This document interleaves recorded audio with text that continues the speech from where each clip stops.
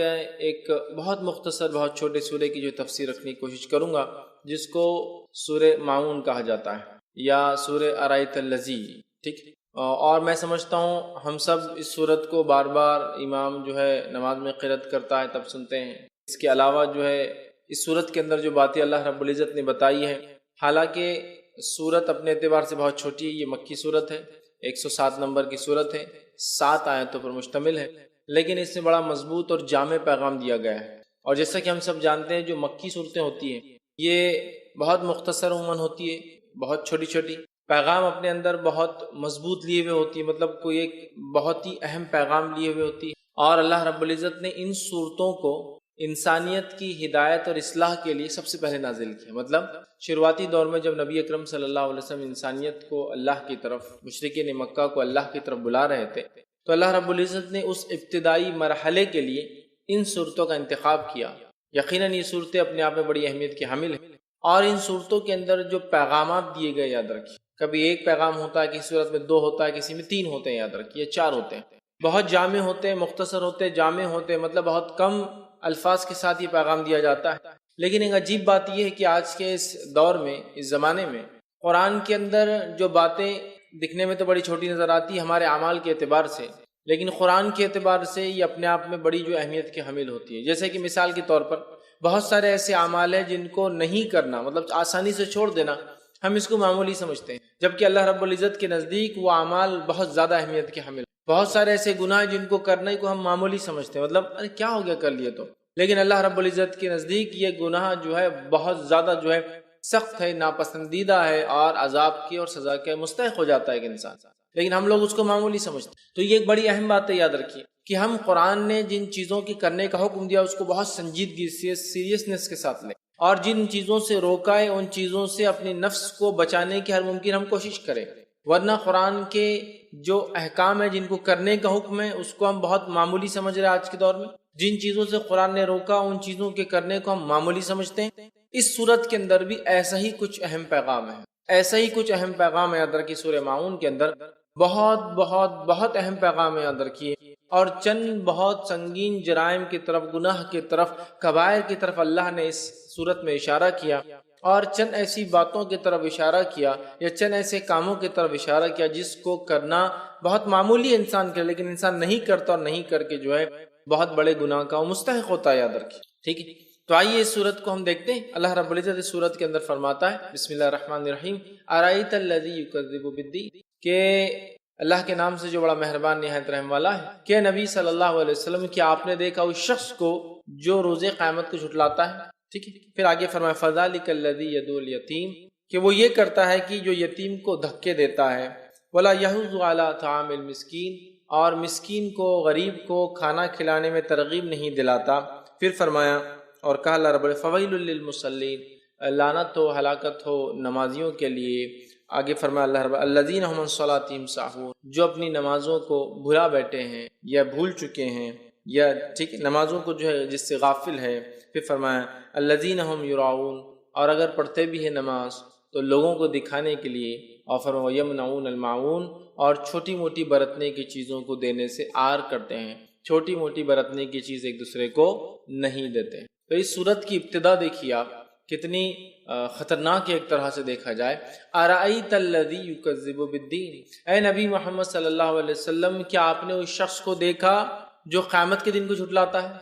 مطلب اس صورت کے اندر باقی آیتوں میں جو پوائنٹس ڈسکس ہو رہے ہیں، جو باتیں ڈسکس ہو رہی ہے، یہ وہ باتیں، یہ وہ پوائنٹس ہیں جو وہ انسان کرتا ہے جو آخرت کے دن جھٹلاتا ہے۔ مطلب اس آیت کے اندر یا اس کے بعد کی صورت کے اندر جو آیتیں ہیں اس کے اندر جو باتیں بتلائی گئی، یہ اس شخص کی صفت ہے، یہ اس شخص کی خصلت ہے، یہ اس انسان کی کیریکٹرسٹکس ہے جو انسان آخرت کے دن کو، قیامت کے روز کو، بدلے کے دن کو، ڈے آف ججمنٹ کو جھٹلانے والا ہے۔ مطلب سورہ معون کے اندر پہلی آیت میں اللہ رب العزت فرما رہا ہے کیا ایسے شخص کو، ایسے انسان کو اے محمد صلی اللہ علیہ وسلم آپ نے دیکھا جو آخرت کے دن کو جھٹلاتا ہے؟ یہ مکی صورت ہے، یاد رکھیے، اور مکی صورتوں میں عموماً کوئی بہت بیسک میسج ہوتا تھا، یاد رکھیے، جو انسانی سماج کے لیے جس چیز کا ہونا بہت ضروری ہے، یا جو انسانی سماج کے لیے بہت زیادہ خطرناک چیز ہے، انہی کی طرف اشارہ کیا جاتا ہے۔ نماز، روزہ، زکوٰۃ، حج، دیگر چیزیں بعد میں آئی، یاد رکھیے، تو یہاں کہا جا رہا ہے کیا اس شخص کو آپ نے دیکھا جو آخرت کو جھٹلاتا ہے، قیامت کو جھٹلاتا ہے، بدلے کے دن کو جھٹلاتا ہے؟ اس لیے کہ اللہ نے فرمایا ارائیت الذی یکذب بالدین، اور یاد رکھیے دین جو ہے یہ دین اسلام بھی ہے، لیکن دین لفظ جو ہے قیامت کے روز کے لیے بھی استعمال ہوتا ہے، جیسا کہ مالک یوم الدین سورہ فاتحہ میں اللہ نے کہا روز جزا کا، بدلے کے دن کا، قیامت کے دن کا مالک۔ تو یہاں اس صورت کو دیکھیے اللہ رب العزت کس انداز سے ابتدا کر رہا ہے کہ کیا اس شخص کو آپ نے دیکھا جو روز قیامت کو جھٹلاتا ہے؟ مطلب اس کے بعد جو باتیں بتائی جائیں گی اگر مجھ میں اور آپ میں پائی جاتی ہے تو ہم وہ لوگوں میں سے اللہ ہم پر رحم کرے جو قیامت کو جھٹلاتے ہیں، جو بدلے کے دن کو جھٹلاتے ہیں۔ اس لیے کہ جو انسان اللہ پر ایمان لائے، آخرت پر ایمان لائے، وہ کبھی بھی یہ کام نہیں کر سکتا جو صورت آگے بیان کر رہی ہے، وہ کبھی بھی یہ کام نہیں کر سکتا۔ جس کو امید ہے کہ اس کو اس کے رب سے ملنا ہے اور رب سے ملنے کے بعد جو کچھ اعمال اس نے دنیا میں کیے تھے اس کا بدلہ دیا جانے والا ہے، وہ کبھی بھی یہ کام نہیں کرے گا۔ کہا کیا اس شخص کو آپ نے دیکھا جو روز جزا کو، بدلے کے دن کو، ڈے آف ججمنٹ کو، قیامت کے دن کو جھٹلاتا ہے؟ مطلب ایک ایسا دن جس دن اللہ تعالیٰ لوگوں کو حساب و کتاب کرے گا، جو انہوں نے کر کیا اس کا بدلہ دے گا۔ کیا اس شخص کو آپ نے دیکھا جو بدلے کے دن کو جھٹلاتا ہے؟ وہ کون سا شخص ہے؟ وہ کیا صفت کا حامل ہے؟ وہ کیا کرتا ہے جس بنیاد پر اس کو یہ کہا جا رہا ہے کہ وہ آخرت کے جھٹلانے والا ہے، مطلب روز جزا کو، ڈے آف ججمنٹ کو، بدلے کے دن کو جھٹلانے والا ہے؟ تو کہا ارائیت الذی یکذب بالدین، کیا آپ نے دیکھا اس شخص کو جو آخرت کو جھٹلاتا ہے؟ کیا صفت ہے؟ آئیے پہلی صفت بیان کی جائے، فذلک الذی یدعو الیتیم۔ اس کی پہلی صفت یہ ہے جو آخرت کو جھٹلانے والا ہے، ڈے آف ججمنٹ کو جھٹلانے والا ہے، بدلے کے دن کو جھٹلانے والا ہے، جس کو اس چیز کی امید نہیں کہ اسے کوئی حساب اور کتاب دینا ہے، اس کی پہلی صفت یہ ہے کہ وہ کیا کرتا ہے؟ فذلک الذی یدعو الیتیم، وہ یتیم کو دھکے دیتا ہے، یتیم کا احترام نہیں کرتا، یتیم کا حق نہیں دیتا، یتیم کے ساتھ حسن سلوک نہیں کرتا، بلکہ اس کے برعکس وہ یتیم کو دھکے دیتا ہے، اس کے حق سے دور کرتا ہے، اس کے رائٹس جس کو بولتے ہیں اس سے دور کرتا ہے، حسن سلوک سے اس کو دور کرتا ہے، اس پر خرچ نہیں کرتا، اور تمام وہ چیزیں جو ایک یتیم کا حق ہے اس کو وہ نہیں دیتا۔ یہ پہلی صفت ہے روز جزا کو، آخرت کے دن کو، بدلے کے دن کو جھٹلانے والے کی فرسٹ کیریکٹرسٹکس۔ پہلی صفت یہ ہے یتیم کا حق نہیں دیتا۔ آج یتیم کے حق کے تعلق سے میں سمجھتا ہوں بہت زیادہ واضح کرنے کی ضرورت نہیں ہے۔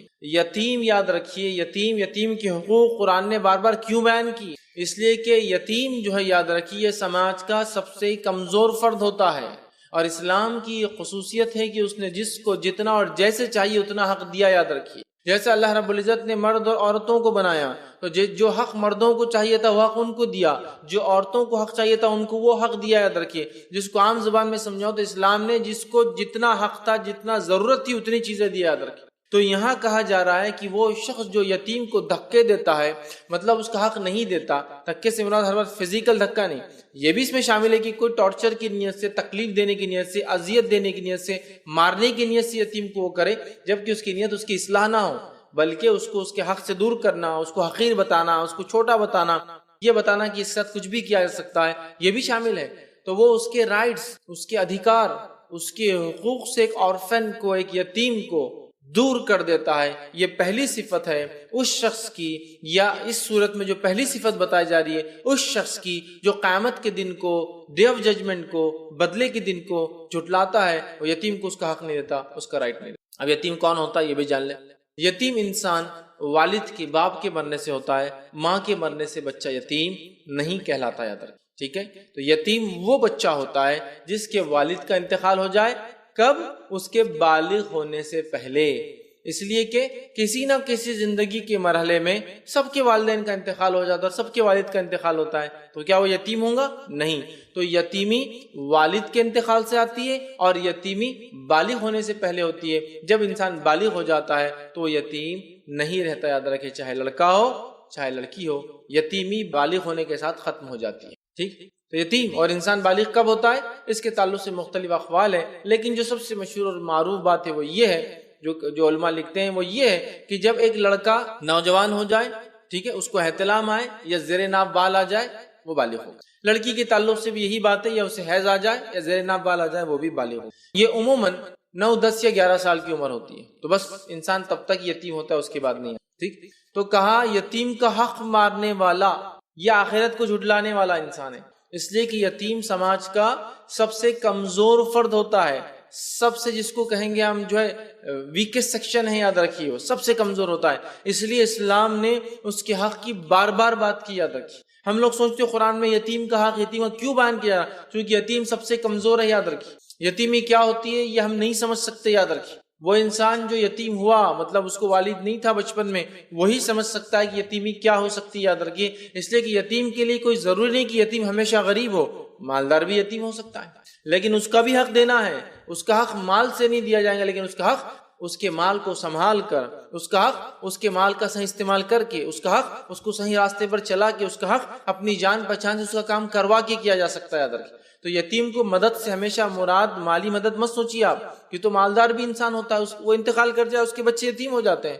تو یاد رکھیے یتیمی بہت زیادہ کمزوری ہے، یتیم سماج کا سب سے کمزور فرد ہوتا ہے، لہذا اسلام نے اتنا زور دیا اور کہا کہ جو یتیم کو حق نہیں دیتا، دھکے مارتا ہے، وہ آخرت کے دن کو جھٹلانے والا ہے۔ نبی اکرم صلی اللہ علیہ وسلم جو ہے کا معمول تھا، ویسے تو بچوں کے سر پہ ہاتھ پھیرتے، یتیموں کے سر پر ہاتھ پھیرتے، یتیموں کو اپنے کاندھے پر بٹھاتے، یتیموں سے محبت کا اظہار کرتے۔ حدیث میں آپ نے یہاں تک بیان کیا کہ جو یتیم کا دنیا میں حق ادا کرے، اس سے حسن سلوک کرے، اس کی کفالت کرے، وہ اور میں جنت میں ایسے ہوں، وہ اور میں جنت میں ایسے۔ بہت قریب، راوی کہتے ہیں کہ آپ نے جو ہے شہادت کی انگلی اور بیچ کی انگلی اٹھائی، ایسے بہت قریب، بہت قریب۔ تو یتیم یاد رکھیے، اس کا حق دینا یہ بہت بڑی چیز ہے، یاد رکھیے، اور اس کا حق مارنا یہ گناہ کبیرہ میں سے ایک گناہ، یاد رکھیے، معمولی مت سمجھ، اس لیے کہ وہ سب سے کمزور فرد ہے سماج کا۔ آج ہمارے سماج میں کیا ہوتا ہے، یتیم اگر کوئی ہو جائے، دور جہالت میں یہ ہوا کرتا تھا کہ جب کوئی انسان مر جاتا تو اس کے بھائی گھر کے دیگر مرد کیا کرتے معلوم آپ کو، اس یتیم کے جائیداد کو ہڑپ کر جاتے، مطلب اپنے بھائی کی جائیداد کو ہڑپ کر جاتے، اور جائیداد نہ جائے بول کر کیا کرتے کبھی کبھار کہ اس عورت کا نکاح، چونکہ اب ظاہر سی بات ہے جب شوہر کا انتقال ہو یہ عورت نکل کے اپنے گھر چلی جائیں گی، وراثت تقسیم، تو اس عورت کا نکاح اس آدمی کے دوسرے بیٹوں سے کر دیتے تھے، سوتیلے بیٹوں سے، جس کو عام زبان میں سمجھ رہا تھا کہ وراثت نہ جائے۔ اور اس کی اگر لڑکیاں ہوتی تو ان کو کہتے کہ جب بڑی ہو جائیں گی نا بچیاں تو ہمارے بیٹوں سے ان کی شادی کر دیں گے۔ مقصد شادی نہیں ہوتا، مقصد جائیداد کو اٹکا کے رکھنا ہوتا، اور لمبی عمروں تک ان کی شادی نہیں کرتے، وہ تھک ہار کے جو ہے پھر پریشان ہو جاتے، پھر کہیں بھی ان کا جو ہے نکاح کر دیا جاتا۔ لیکن وراثت چونکہ تقسیم نہ ہو، اس طرح کا ظلم کرتے۔ کچھ یہ بھی کرتے کہ جب کوئی انسان مر جاتا اس کے بچوں کو جو غلام بنا کے بیچ دیتے اور اس کی بیوی کو غلام بنا کے یا لونڈی کی حیثیت سے رکھ لیتے۔ یہ ظلم جو سماج میں کیا جاتا تھا، تو قرآن نے کہا کیا تم نے دیکھا اس شخص کو جو آخرت کو جھٹلاتا ہے؟ چونکہ اس زمانے میں بھی مشرکین مکہ آخرت پر ایمان کا کچھ نہ کچھ ان کا دعویٰ تھا، بدلے کا کچھ نہ کچھ تصور تھا، یقیناً اس طرح سے نہیں جیسا اسلام میں تھا، لیکن کچھ نہ کچھ تصور تھا۔ اس لیے بہت سارے لوگ نیکیاں بھی کرتے تھے ان کے اندر، ایسا نہیں تھا سارے ہی گناہ گار تھے، گناہ عام تھے لیکن نیکی کرنے والے لوگ بھی موجود، جیسے کہ اس زمان لڑکیوں کو زندہ دفنایا جاتا تھا، کچھ لوگ نہیں کرتے تھے یہ کام، بلکہ کچھ لوگ پالتے تھے لڑکیوں، کہتے تم مت دفناؤ میں پال لیتا ہوں۔ تو بہرحال یہاں کا آخرت کو جھٹلانے والا ہے وہ شخص جو یتیم کو دھکے دیتا ہے، اس کے حق سے دور کرتا ہے، اس کا حق مارتا ہے، اس کی جائیداد و زمین لے لیتا ہے، یا اس کی جائیداد زمین کو سنبھالتا ہے، اور جب وہ بالغ ہو جاتا ہے تو کہتا ہے اتنا میں نے سنبھالا کر آپ کیا چھوڑ دوں گا کیا، تم اتنے سمجھ رہے ہیں؟ مطلب یہ غلط طریقے سے اس کا حق لیتا ہے، جبکہ یتیم کا اگر مال ہو اس کو آپ سنبھالتے ہو، چلاتے ہو، مینٹین کرتے ہو، یہ یتیم کے والد کا بزنس تھا اس کو آپ چلاتے ہو، تو اس میں سے آپ اجرت اور تنخواہ بالکل لے سکتے ہو جو واجبی اور جو جائز ہے، لیکن وہ سنبھالنے کا ہرگز مطلب یہ نہیں کہ آپ اس کا مال پہ بھی دعوے دار بن جائے، جیسے اکثر دیکھا جاتا ہے بچے کا والد کا انتقال ہو گیا، بھائی کا، چچاؤں نے بزنس سنبھالا، جب بھتیجا بڑا ہو جاتا ہے تو بولتے ہیں ہاں اب آ گئے تم چلانے، اتنے چھوٹے تھے تمہارا باپ مر گیا، اب کیا ہم چھوڑنے والے کیا، چلو نکلو۔ نہیں، آپ نے جو سنبھالا اس کا بدلہ اللہ آپ کو آخرت میں دیں گا، آپ اس کی اجرت لے سکتے تھے، لیکن یتیم کی تجارت یا اس کے والد کا حق آپ نہیں لے سکتے جو اس نے چھوڑ کر گیا، وہ ان بچوں کا ہی ہوگا، جب وہ بالغ ہو جائے اس کو دینا پڑے گا۔ یتیم کا مال کھانا جہنم کی آنکھ پیٹ میں بھرنا ہے، یتیم کے مال پہ بری نظر ڈالنا یہ اپنی آخرت خراب کرنا ہے، یتیم کے ساتھ بدسلوکی کرنا یہ اپنی آخرت خراب کرنا ہے، یاد رکھیں۔ لیکن ہمارے پاس یتیم لڑکی اور لڑکیوں کے ساتھ کیا سلوک ہوتا ہے، اللہ رحم کرے۔ سگے چچا موجود ہے اور اس کے بعد بھی یہ حال ہے کہ ان بھتیجوں کو آرفنیج یتیم خانوں میں ڈال دیا جا رہا ہے۔ کیوں؟ تو مقصد یہ نہیں کہ پال نہیں سکتے، مقصد یہ کہ جائیداد سے ابھی سے محروم کریں گے تو یہ بھول جائیں گے بڑے ہونے تک، مسئلہ یہ ہے۔ تو یتیم کا بالکل حق مت ماریے، جو اس کا حق ہے یاد رکھ لی دے دیجیے، ورنہ یتیم کا حق مارنے والا جہنم میں جائیں گا، یاد رکھیں۔ تو کہا آخرت کو جھٹلانے والے کی پہلی صفت یتیم کو اس کے حق سے۔ آگے فرمایا مطلب اس پہ ظلم کرتا ہے، اس پہ ستم کرتا ہے، اس کا حق مارتا ہے، اس سے احسان نہیں کرتا۔ پھر فرمایا ولا یحض علی طعام المسکین، اور مسکینوں کو، غریبوں کو کھانا کھلانے میں ترغیب نہیں دیتا، مسکینوں کو، غریبوں کو کھانا کھلانے میں ترغیب نہیں دیتا۔ دیکھیے یتیم کی بات آئی، فوراً بھوکے کی بات آئی، کھانا کھلانے میں ترغیب نہیں دیتا۔ آپ کو معلوم ہے یتیم سماج کا سب سے کمزور فرد ہوتا ہے، اور بھوک کے بعد موت ہوتی ہے، اگر کچھ نہیں، بھوک کے بعد موت ہے، سمجھے آپ؟ بھوک کے بعد موت ہے، اس لیے دونوں کا حق بار بار قرآن میں دیا۔ کھانا کھلانے کا تذکرہ تو قرآن میں اتنی بار آئے گا، مکی صورتوں میں اتنی بار آئے گا جس کو انتہا، کھانا کھلا، کھانا کھلا، تو کہا کھانا کھلانے میں ترغیب نہیں دیتا، مطلب بڑھاوا نہیں دیتا، لوگوں کو نہیں ابھارتا، مطلب خود بھی نہیں ابھرتا، نہ دوسروں کو ابھارتا اس کے طرف۔ کھانا کھلانے کی ترغیب دلائیے، خاص طور سے مسکین، غریبوں کو، محتاجوں کو، جو مانگتے ہیں، مسائلوں کو جو مانگتے ہیں آپ سے کھانا کھلانے کی بڑی ترغیب یاد رکھیے قرآن اور سنت نے دی، یاد رکھیے اتنی کی جس کو انتہا نہیں۔ یہاں کہا جا رہا ہے آخرت کو جھٹلانے والے کی دوسری صفت یہ ہے کہ وہ کیا کرتا ہے، کھانا کھلانے میں ترغیب نہیں دیتا، بڑھ چڑھ کر اس میں حصہ نہیں لیتا، مطلب کبھی کبھار تو شاید کر دیتا ہوں گا لیکن بڑھ چڑھ کر حصہ نہیں لیتا، دوسروں کو ترغیب نہیں دیتا، مطلب خود نہیں کر سکتا تو کیا ہوا، دوسروں کو ترغیب نہیں دیتا۔ کھانا کھلانے کی ترغیب دینا چاہیے، یہ بڑا اہم معاملہ یاد رکھیے۔ ہمارے پاس جیسے بڑی کوتاہی ہوتی ہے، حدیث کے اندر آتا ہے، جو ہے ماں عائشہ رضی اللہ عنہا فرماتی ہے، اور حدیث کے الفاظ اس طرح سے ہیں کہ ہوا یوں کہ ماں عائشہ رضی اللہ عنہا کے پاس ایک عورت آئی اور آپ کے پاس 3 کھجور، اور ماں عائشہ نے عورت کو 3 کھجور دے دی۔ بچیاں بھوکی تھی تو اس نے ایک کھجور دونوں بچیوں کے دونوں نے کھا لیا۔ اس کے بعد اس عورت نے کھجور کھانے کی جو ارادہ کیا تو دونوں بچیاں اس کو دیکھنے لگی، اس نے وہ کھجور بھی توڑ کر دونوں کو دے دیا۔ تو ماں عائشہ نے تعجب کے ساتھ جب اللہ کے رسول صلی اللہ علیہ وسلم شام میں آئے تو بتایا کہ ایسا ہوا، تو کہا یہ بچیاں جہنم سے اس عورت کے لیے نجات ہے، نجات ہے۔ مطلب غربت کا یہ عالم کہ کھانے کچھ نہیں لیکن دوسروں کو، بچوں کو ترغیب دی جا رہی ہے کہ اگر 3 کھجور بھی ہے تو دے دیا جا رہا ہے۔ یہ معاملہ تھا صحابہ کا، اس لیے کہ مسکین کو کھانا کھلانے میں ترغیب نہ دینا، بڑھ چڑھ کا حصہ نہ لینا، یہ آخرت پہ انکار کرنے والے کی علامت ہے۔ آج بھی دیکھیے ہمارے اطراف میں کتنی بستیاں ہیں جہاں لوگ بھوکے ہیں، آج بھی دیکھیے آپ کے خاندان میں کتنے افراد ہیں جو بھوکے ہیں، آج بھی دیکھیے ہمارے ممالک میں کتنے ملک ہیں جو بھوکے ہیں، آج بھی دیکھیے آپ ایسے دنیا میں کتنے انسان ہیں جو بھوکے ہیں، جو مسلمان نہ بھی ہو تو بھوکے ہو، کھانا کھلانا، یتیم کا حق دینا، یتیم چاہے مسلمان ہو یا غیر مسلم ہو، بھوکا چاہے مسلمان ہو یا غیر مسلم ہو، بلا تفریق، یہاں تفریق نہیں، بلا تفریق کھانا کھلائیے، بڑی اہم چیز ہے، یاد رکھیے، بڑی اسلام نے ترغیب دی ہے۔ آج لوگوں کو دیکھا جا رہا ہے لوگ بھوک سے مر رہے ہیں، یاد رکھیے دنیا میں ایسے کئی علاقے جہاں لوگ بھوک سے مر رہے ہیں، دنیا کے ایسے کئی علاقے ہیں جہاں لوگ اپنی بھوک اور پیاس کو بجھانے کے لیے اپنے بچوں کو کھانے کے عوض بیچ دیتے ہیں۔ پتہ ہے آپ کو، ایسے دنیا کے کئی علاقے ہیں جہاں لوگ اپنے لڑکوں کو صرف اس لیے بیچتے ہیں کہ 1 سال کا ان کو اناج یا گیہوں یا چاول کوئی دے دیتا ہے تو اپنے بیٹے کو دے دیتے ہیں۔ غربت کی حالت ہے، بھوک مری کی حالت ہے۔ وہ سوچتے ہیں کہ سارے مر جائے اس سے اچھا ایک کو دے دو، سارے مر جائے اس سے تو خیر ایک کو دے دو، وہ بھی جہاں جائیں گا کھا کر زندہ رہیں گا اور ہم بھی زندہ رہیں گے اس کی وجہ سے۔ معلوم آپ اپنی بیٹیوں کو فروخت کر دیتے کھانے کے لیے۔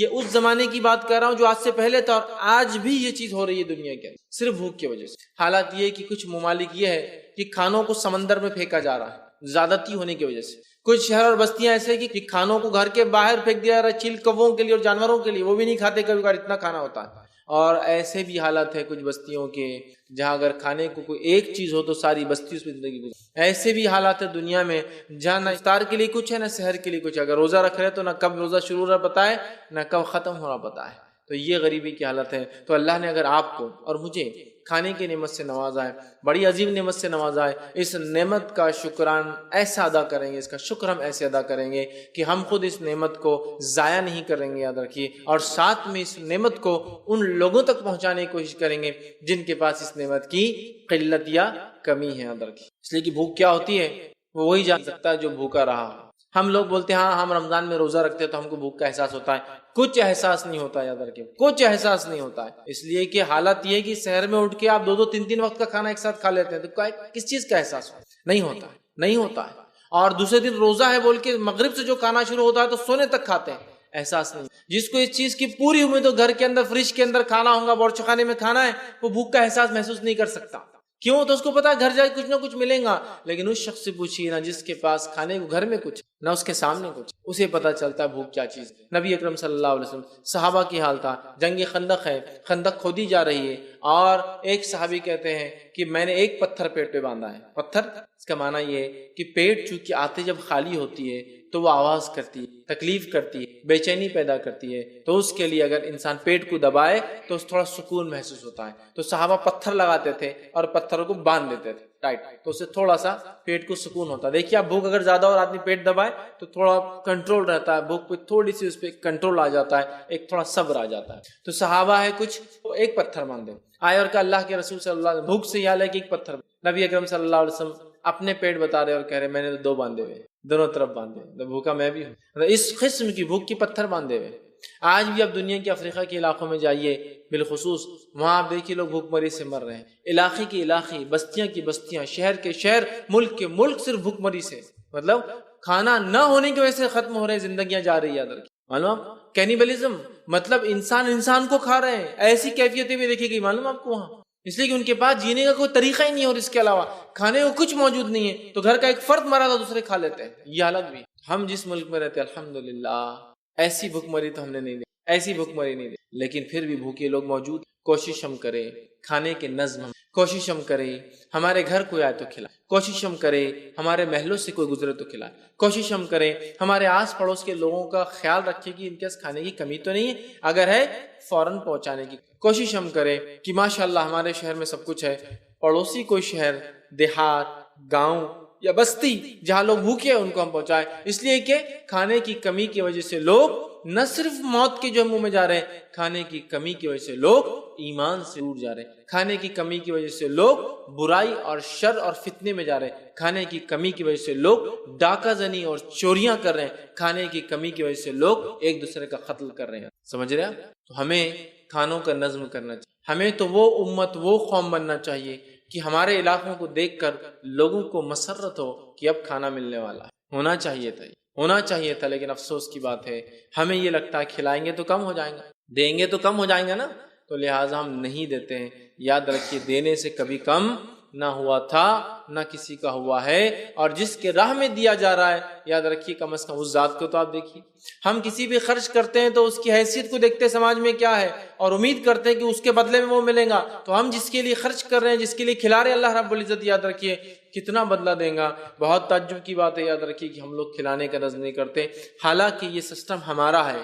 اسلام نے بار بار اس کا حکم دیا، قرآن بھرا پڑا یہ احکام سے، نبی اکرم صلی اللہ علیہ وسلم کی حدیثیں بھری پڑی ہے اس کے فضائل، اس کے ثواب، اس کے فائدے سے. لیکن افسوس کی بات ہے ہم نے چھوڑ دیا اور غیروں نے سسٹم کو لے لیا اور وہ بہت خوبی سے سسٹم کو چلا رہے ہیں. ٹرینوں سے آپ سفر کریں، ہے نا، بہت سارے اسٹیشنز آتے ہیں جہاں ایک مخصوص قوم کھانے کا نظم کرتی ہے لوگوں کے، جس میں ان کے قوم کے لوگ بھی کھاتے ہیں اور غیروں کو بھی وہ جو اس میں بانٹ دیتے ہے. نہیں دیکھا نا وہ نظم؟ یہ نظم اللہ کی کتاب کا دیا، یہ نظم نبی اکرم صلی اللہ علیہ وسلم کا بتایا ہوا نظم. کھلاؤ. اب دینے اور بانٹنے کا طریقہ کچھ بھی ہو سکتا ہے، جو سب سے احسن اچھا طریقہ، پھر چاہے وہ کٹوری میں ڈال کے دو، اس کے ڈبے میں ڈال کے دو، بلا کے دو، جا کر دو، پکار کر دو، کچھ بھی ہو سکتا. اور کھانا بڑی اہم چیز ہے یاد رکھیں. کھلائیے بھوکوں کو کھلائیے، چونکہ یہ تو اہم چیز. تو کہا اللہ رب العزت ولا یحض علی طعام مسکین کو کھانا کھلانے میں ترغیب نہیں دے. آج ہمارا کیا حال ہے؟ دیکھیں آج ہمارا کیا حال ہے، ہماری دعوتوں کا کیا حال ہے. ایک آدمی جو کھانے سے بے نیاز ہے، یہ نہیں چلتا، وہ نہیں چلتا، یہ زیادہ ہو گیا تو پرابلم، وہ کم ہو گیا تو پرابلم، یہ ہو گیا، اس کو 100 پرابلمس. وہ آپ کی دعوت کا مستحق نہیں ہے، وہ آپ کے پاس کھانا نہیں چاہتا اور ہم سب اس کو کھلانا چاہتے ہیں. ہماری دعوت میں ایک آدمی آئے، سیٹھ صاحب آ گئے، بہت نامچین آدمی آئے. نہ اس کو آپ کا بڑے کا گوشت چلتا، نہ آپ کو فلاں چلتا، نہ اس کو یہ چلتا، نہ اس کو تیز چلتا، نہ اس کو پھیکا، مطلب کئی اس کے مسائل اپنے کھانے کے. لیکن ساری دنیا مل کے، پوری دعوت مل کے اس کو کچھ کھلانا چاہتے. 10 کٹورے اس کے سامنے ہیں، اس کو ایک کی بھی حاجت نہیں. 10 لوگ اس کو کھلا رہے ہیں، اس کو ایک کی بھی حاجت نہیں. وہ آیا آپ کی دعوت میں 2 نیوالے چکنے اس لیے کہ اس کو کئی دعوتیں ہیں، لیکن ہم اس کو کھلانا چاہتے ہیں. اور جو کھانے کے لیے آیا ہے، حقیقت میں جو بھوکا ہے، جو کھانے کے لیے آیا ہے، جو کھانے کا انتظار کر رہا تھا کہ کہیں سے دعوت آ جائے تو اس کو اس دن کھانے کو پیٹ بھر ملے گا، وہ آدمی کو پوچھنے کو بھی تیار نہیں. تھوڑا دیر سے بٹھاؤ یار، پورے اتنے اسٹینڈرڈ لوگ بیٹھے ہوئے یہ آ جائیں گے. مطلب جو کھانا چاہتا ہے اس کو ہم دور رکھتے ہیں، جو کھانا نہیں چاہتا اس کو ہم کھلانا چاہتے ہیں. یہ ہماری دعوتوں کا حال ہے. اور نبی اکرم صلی اللہ علیہ وسلم نے ایسے ولیموں کو بدتر کہا جس ولیمے میں جو کھانا نہیں چاہتے عمرہ مالدار لوگ ان کو کھلایا جاتا ہے، اور جو کھانا چاہتے ہیں جس کے لیے آئے ان کو بلایا ہی نہیں جاتا ہے. غریبوں کو بلایا نہیں جاتا اور مالداروں کو کھلایا جاتا ہے. آج ہماری دعوت ایسی ہوگی، ہمارے ولیمے ہو ایسی ہو گئے اسی طرح ہماری کوئی عام دعوت تو ایسی ہو گئی، ہماری افطار کی دعوتیں بھی ایسی ہے. دیکھیے جو نہیں کھانا چاہتا اس کو کھلا رہے ہیں، اس کو شوگر، اس کو بی پی، اس کو 1000 بیماریاں، اس کو کچھ بھی نہیں چلتا، آپ سب اس کو کھلانا چاہ رہے ہیں. اور جو کھانے کا انتظار کر رہا ہے اس کو بولے رکو یار ابھی تھوڑا بعد میں کھلائیں گے، سب کا بچنے کے بعد تم کو دے دیں گے. کتنا عجیب سسٹم بنا دیا نا ہم نے. کھانے کے نظم قائم کیجیے، چھوٹے بڑے نظم قائم کیجیے. یاد رکھیے نظم بڑے اہم ہے، یاد رکھیے. میں نے ایک صاحب کو دیکھا، اللہ ان پر رحم کرے، ان کو جو اس کا بدلہ دے، انہوں نے ایک سسٹم جاری کیا. وہ کہتے کھانا بنانا کھلانا، ابھی تو حالت یہ ہے کہ گھر میں ہماری عورتیں ہمارا ہی کھانا نہیں بنا سکتی جلدی، وہی ان کو بوجھ نظر آتا ہے کبھی کبھار. تو انہوں نے ایک سسٹم ایجاد کیا. سسٹم یہ کیا کہ وہ ترکاری اور سبزی بیچتے ہیں، ترکاری اور سبزی بیچتے ہیں. انہوں نے سوچا کم از کم کچا تو دوں، وہ لے جا کے کھائے پکائے. اور خاص بات یہ ہے اس کو سبسیڈائز ریٹ میں بیچتے ہیں. مطلب سمجھ لیجئے اگر وہ سبزی لاتے ہیں 1 روپے کی سبزی لاتے ہیں، جو مارکیٹ کا ریٹ 1 روپیہ ہی ہے، تو وہ سبزی کو جو ہے 30 پیسے 40 پیسے یا 50 پیسے کلو سے بیچ دیتے ہیں. تو لائن لگی ہوئی ہوتی لوگوں کی جو سبزی لے کر آتے ہیں. سمجھے آپ بات کو؟ مطلب وہ یہ کرتے ہیں کہ ان کو خرچ کرنا ہے لیکن وہ دے نہیں سکتے، بنا نہیں سکتے. تو نظم یہ نکالا کہ چیزیں جو کھانا بنانے کو لگتی ہے آدھے داموں میں دیتے ہیں. آٹا 22 روپے کلو تو وہ 11 روپے کلو سے دیں گے. سمجھے بات کو؟ جس سے وہ اس نظم کو بھی چلا پاتے ہیں مکمل طور سے، اور کئی ہزاروں لوگ اس نظم سے آ کر ہر روز ان سے. ایک یہ بھی ہے کچھ ایسے بھی لوگ میں نے دیکھے جو کھانے کا ذاتی نظم کرتے ہیں. اپنے ذاتی نظم سے مراد خود کھانا بناتے ہیں اور مختلف لوگ جو غریب غربا آتے ہیں ان کو اپنے طرف سے کھلاتے اعلان کر کے. کچھ لوگوں کو میں نے گلف میں دیکھا جو لوگ اپنے بچے ہوئے کھانے یا وہ کھانا جو بچا ہوا نہیں بھی ہے لیکن وہ لوگوں کو دینا چاہتے ہیں، کھلانا چاہتے ہیں، انہوں نے فریج لگا رکھا ہے. اس میں جو ہے مسکین غریبوں کے لیے، بھوکوں کے لیے کھانا ہے، جس کو بھی آنا ہے آئے اور کھا کر چلے جائیں. آپ کو کیا لگتا ہے اور مجھے کیا لگتا ہے ہزاروں لوگ دوڑ دوڑ کے آئیں گے اور کھانا مانگیں گے اتنا کہ میرا گھر بھی بیچ کے لے جائیں گے؟ نہیں ہوتا ایسا، نہیں ہوتا. یہ بہت ہی مستحق انسان آتا ہے. بلکہ میں نے تو ایک ہوٹل والے کو ایسا بھی دیکھا گلف کے اندر کہ اس نے ایک اعلان لکھ رکھا ہے، اردو کے اندر اعلان رکھا ہے. اعلان یہ ہے کہ جو بھوکا ہے میرے پاس آ کر کہے اور فری کھانا کھا کر جائے ہوٹل. تو کچھ نہیں کرنا پڑتا ہے، بھوکے کو آگے صرف سے کاننے بولنا پڑتا ہے بھوکا ہے، کھانے کا نظر، فری کھانا کھائے اور چلے جائے. لیکن پھر بھی ہوٹل چل رہی ہے، دن دگنی رات چوگنی ترقی کر رہا ہے. ایسا نہیں ہو رہا کہ پورا لٹ گئے سبھی چاہ کے فری کھا کے جا رہے، نہیں ہو رہا. اس لیے کہ ہر آدمی کیوں کھائے گا؟ جس کے پاس ہے وہ نہیں کھاتا ہے. یہ الگ بات ہے کوئی بچے مذاق میں، مستی میں، شرارت کے لیے کوئی کھا لے، لیکن عام طور سے کوئی بھی انسان اگر لکھ دے آپ کی غریبوں کے لیے کھانا مفت ہے تو اپنے آپ کو غریب بول کر کھانا نہیں کھائیں گا. ہاں مستحق ہے، ہو سکتا واقع میں کھائے، الگ بات. تو اس نے کہہ دیا، لکھ دیا اگر کوئی بھوکا ہو تو صرف مجھے آ کر کہے کھانا مفت ملے گا اور مفت کھا کے جا. کوئی بھی سبسیڈائز کھانا نہیں، ہلکا کھانا نہیں، بچاوا کھانا نہیں، وہی جو لوگ کھا رہے ہیں وہ دیتے. سمجھ رہا؟ تو کھانے کا نظم اپنے گھر کی حد تک. اور نبی اکرم صلی اللہ علیہ وسلم نے حدیث میں حکم میں دیا، کہا جب تم کھانا بناؤ تو سالن میں پانی زیادہ ملا دو، مطلب کوانٹٹی آف جو گریوی ہے بڑھا دو، تاکہ اپنے پڑوسوں کو بھیجو، پڑوسیوں کو بھیجو. اس لیے ہو سکتا ہے، اور اس زمانے کا مدنی حال تو یہ تھا اکثر لوگ غریب تھے، کھانا نہیں بنتا تھا. کھجور مل گئی تو کھا لیا، دودھ مل گئی تو کبھی پی لیا، ورنہ پانی پہ زندگی گزر. سمجھ رہا بات؟ دن اور رات اور کئی دن ایسے گزرتے. کچھ مل گیا تو ٹھیک، بلکہ کچھ وقت تو یہ حالت تھے کھانے کو نہ ہوتا تو پتے ہوتے نا جھاڑ کے، پتوں کو جلا کر اس میں پانی ڈال کے وہ کھاتے تھے. چمڑے کو جلا کر اس میں پانی ڈال کے کھاتے تھے، مطلب وہ راکھ کو ملا دیتے تو گاڑھا بن جاتا پیسٹ، وہ کھاتے تھے. یہ حالت تھی تو وہ دیتے تھے. قرآن نے کہا وہ انسان آخرت کو، قیامت کو جھٹلانے والا ہے، بدلے کے دن کو جھٹلانے والا جو کھلانے میں ترغیب نہیں. اور اللہ رحم کرے ہم پر، کوئی ہم میں ترغیب نہیں دیتا کھانے کو. بتائیے آپ، اتنا بڑا شہر ہے ہمارا اورنگ آباد، کھانے کھلانے کی ترغیب میں کوئی ہم نے کام کیا آج تک؟ سوائے اس کے کہ یہ چند سالوں کی کچھ کوششیں نظر آ رہی. آج آپ کو 2-3 کوششیں جو بھی اورنگ آباد میں ہو رہی کھانے کی. اس سے پہلے کیا نظم کیا ہم نے؟ اتنے بڑے شہر، لاکھوں کی مسلم آبادی، کوئی نظم نظر آیا آپ کو کھانے پینے کا؟ کبھی نہیں. بلکہ ہمیں تو یہ نظم نظر آیا کہ جو ہمارے پیشنٹ پتہ نہیں کہاں دور دراز سے، گاؤں اور بستی اور دیہاتوں سے آتے ہیں، ان کو مختلف قسم کی وہ تنظیمیں جن کو ہم بولتے ہیں یہ تنظیمیں غلط ہے، یہ ہمارے خلاف ہے، یہ ہماری جان لینے پہ تلی ہے، ان کے سیاسی عزائم ہمارے خلاف ہے، وہ ان کو کھانا کھلا رہے. تو وہ کیوں نہیں پھر ان کے عزائم کو مانیں گی جب وہ ان کو کھانا کھلاتے ہیں؟ بھوک کے وقت کوئی انسان کسی کو کھانا کھلا دے، انسان اس کا احسان کبھی نہیں بھولتا ہے. سمجھ رہے آپ بات؟ کھانا کھلا، کھانے کے نظم، کھانے کے لیے سہولت فراہم. کھانے میں یہ بھی شامل ہے کہ اناج وغیرہ لوگوں کو پیس کر دے دے تاکہ وہ خود کھانا بنا لے اپنا. یہ بھی شامل ہو سکتا ہے کہ اناج کا آپ نظم کر دے، بھائی کتنا مہینے والی اناج ہے آپ کو میں پہنچا دوں گا، بس آپ کھائیں. لیکن بنا کر کھلائے، اس کی بڑی اہمیت اور فضیلت. تو یاد رکھیے نظم قائم کیجیے. اب کچھ لوگ یہ کہہ سکتے رہے میاں کوئی بھی آ کے کھا لے گا، کھانے دیجیے. 100 میں سے کتنے فیصد لوگ ہوں گے جو مستحق نہیں ہوں گے آ کر کھائیں گے؟ بتائیے 100 میں سے کتنے فیصد لوگ ہوں گے جو مستحق نہیں ہوں گے آ کر کھائیں گے؟ 5%، 10%، اس سے زیادہ کیا؟ لیکن 90% مستحقین آ کر کھائیں. یا ہو سکتا ہے 10% میں بھی ایسے ہو جو مستحق تو نہ ہو لیکن جب پیسہ نہ ہو جیب میں مستحق تو نہ ہو، جیب میں پیسہ بھی ہو لیکن کھانے کو جب کچھ نہ ہو تو آپ کے پاس آ جائے، اس میں بھی کیا غلط ہے؟ وہ بھی تو مستحق ہے بھی کھانے کا۔ رات میں سفر کر رہا ہے، کھانے کے لیے کچھ نہیں، ہوٹلیں بند ہے، آپ کا نظم ہے، آپ کھلا دیں، تو نظم قائم کیجیے، سسٹمز بنائیے۔ لوگ اس طرف دھیان نہیں دیتے، اس طرف سوچ نہیں لگا رہے ہیں۔ بہت ضروری ہے کہ اس طرف ہم دھیان لگائیں، اپنی سوچ لگائیں کہ ایسے نظم، ایسے سسٹمز ہم قائم کریں جہاں لوگوں کے کھانے کا نظم ہو، یاد رکھیں، لوگوں کے کھانے کا نظم ہو، یاد رکھیں، بالخصوص مسکینوں کے لیے کچھ نہ کچھ نظم ہمارے پاس ضرور بھی ضرور یاد رکھیے ہونا چاہیے۔ تو کہا اللہ رب العزت نے وَلَا يَحُضُّ عَلَىٰ طَعَامِ الْمِسْكِينِ کہ یہ مسکین کو کھانا کھلانے میں ترغیب نہیں دیتے۔ کون؟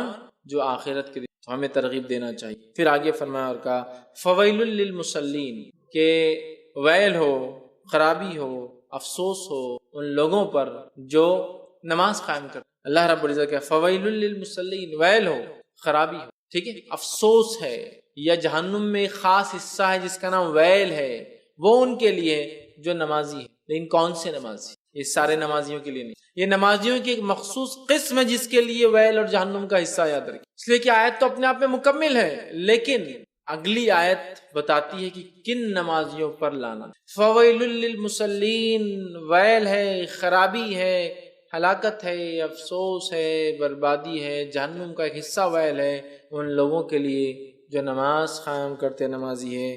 آگے فرمایا اور کہا کون سے نمازیوں کے تعلق سے یہ بات ہو رہی ہے؟ الذین هم عن صلاتهم ساہون، جو اپنی نمازوں کو بھلا بیٹھے ہیں، جو اپنی نمازوں کو بھلا بیٹھے ہیں۔ مطلب اس میں ایک تو مفسرین لکھتے ہیں یہاں مراد منافق ہے، یہ فویل للمصلین، لعنت ہو نمازیوں پر، یہ منافق ہے جو دل میں کفر رکھتے ہیں، ظاہر ایمان کا دعویٰ کرتے ہیں، پھر نماز پڑھے تو یہ نماز لعنت کے علاوہ کچھ نہیں ہے۔